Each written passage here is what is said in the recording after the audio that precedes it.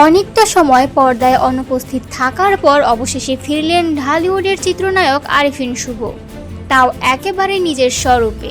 মাত্র 19 সেকেন্ডের এক প্রোমো ভিডিও দিয়ে নিজের উপস্থিতি আবারও জানান দিলেন শুভ।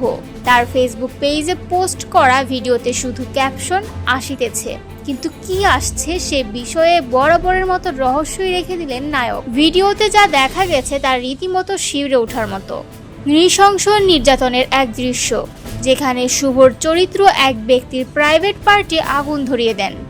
ভিডিওর শেষে সতর্কবার্তাও দিয়েছেন শুভ, এই ধরনের কাজ কেউ যেন বাস্তবে অনুকরণ না করে। জানা গেছে দৃশ্যটি নীলচক্র নামের একটি সাসপেন্স থ্রিলার সিনেমার অংশ। পরিচালনা করেছেন মিঠু খান এবং মুক্তি পাচ্ছে এই ঈদেই। সিনেমাটিতে শুভর সঙ্গে আরও অভিনয় করেছেন মন্দিরা চক্রবর্তী, ফজলুর রহমান বাবু, শিরিন আলম, টাইগার, রবি ও আরও অনেকেই। এদিকে আরিফিন শুভ বর্তমানে রয়েছেন মুম্বাইয়ে, ব্যস্ত তার প্রথম Hindi web series jazz city নিয়ে।